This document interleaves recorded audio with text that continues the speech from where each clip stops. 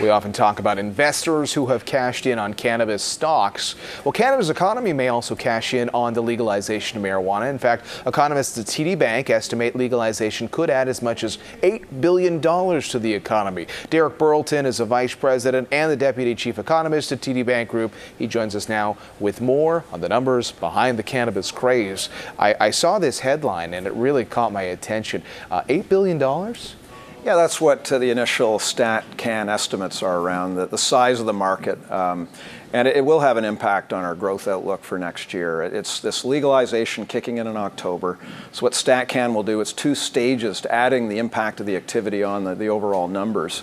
First stage is they will get a level up jump in the fourth quarter of this year to reflect the size of consumption, distribution, all the services related to it based on their estimates.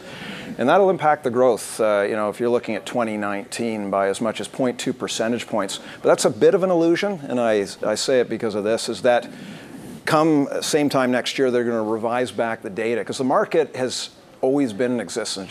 That's what I was going to ask you. It's been the illicit element of it. But that still gets factored into the numbers. They're going to come up with estimates for the size of the illicit market in the past. They're going to revise up past GDP to reflect that. So in terms of the growth boost impact, come a year from now, it's going to get washed out. But as a forecaster, you still need to factor in the near-term impact. To do that. So just to clarify that again, when you go from an illegal to a legal market, StatsCan has already tried to make some estimates on the size of that illegal market in the country, so it's not like you snap your fingers and now all of a sudden there's a new industry it's economic activity. It's just it's very difficult to estimate. They're doing their best. They're undertaking research to come up with estimates, and they'll come up with one. It is a market based on some early indications. It's been growing over time, not by leaps and bounds, and I think it's about double the size based on early indications of the market back in the early 2000s. I mean, as an economist who tracks our economy, did that surprise you? What was your reaction to the potential size of this? No, I think it's about we've seen some early evidence of the size of the hidden market, and it was about $6 billion or so. Yeah. So StatCan's number is in the ballpark.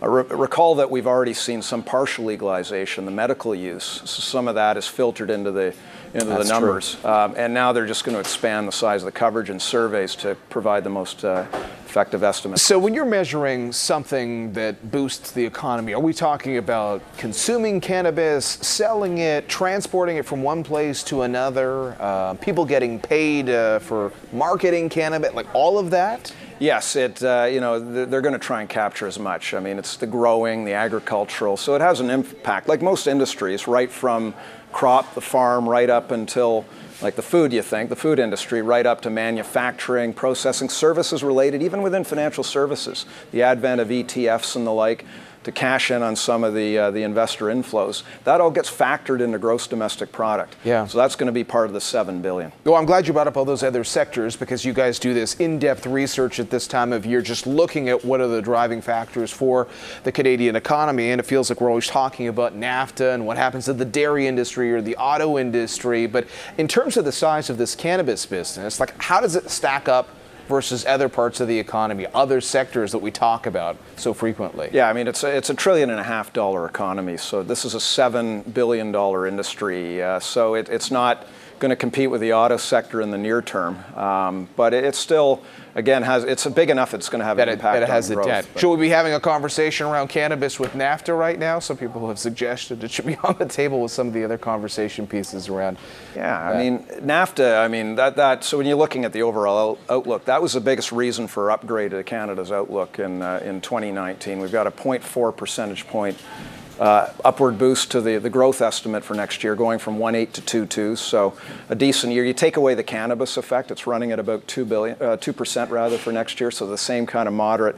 But really, the NAFTA story, you tend to want to bring it back because that really is key in terms of what our forecast is predicated on. We are assuming to get that 2%, 2.2, you're assuming a successful outcome. I think this is a really important point because every day we talk about what is the Bank of Canada's thinking? Are they going to make a move on interest rates? And most people on Bay Street right now do expect that rates are going to go up at the next meeting, and yet that is completely based on the assumption that something gets done on NAFTA. And when we check, is it not? I mean, and then every day we're checking in Washington, and I don't. Doesn't sound to me like they're I think right there and getting something done? Well, you know, I'm still optimistic. I think by the end of the month, you do have this deadline if you want to get in the 60 days in terms of preparing Congress, providing the text to them of a deal. Yeah. I'm hopeful it will get done. I think there's a better than 50-50 probability. So you got that issue. I mean, housing, I think, would have, you know, before we started talking about the cannabis craze, we were certainly trying to figure out, is the housing market okay? What's the Canadian economy's sort of outlook for housing right now? Yeah, I think, you know, it's good. It's springing back. You know, we've seen the impact of the new lending rules at the beginning of this year. They're beginning to wear off. You're getting markets that fell the furthest post guidelines that are springing back, like the Greater Toronto Area market. And now we're starting to see Vancouver come back a bit. So that's, I think, a bit of a tailwind. I'm not expecting a V-shaped rebound. You got rates rising, but it should be a constructive influence, I think, on the economy. Before I forget, though, I think it's important to point out the cannabis impact, in the sense that it's kind of a short-term boost, won't have any impact at all on the Bank of Canada thinking. So growth estimates will come up because of that, because of the short-term effect of the level up jump in activity when they add on the $7 billion.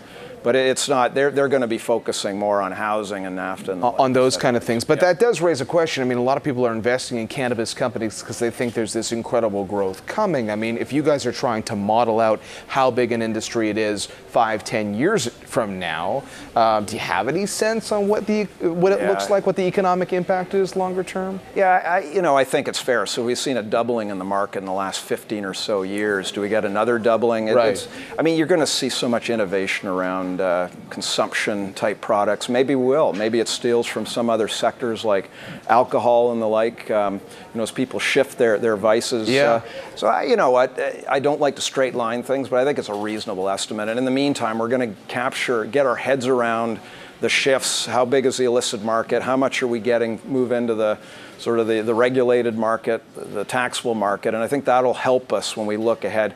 It's not a huge sector, as mentioned. It's not an auto sector.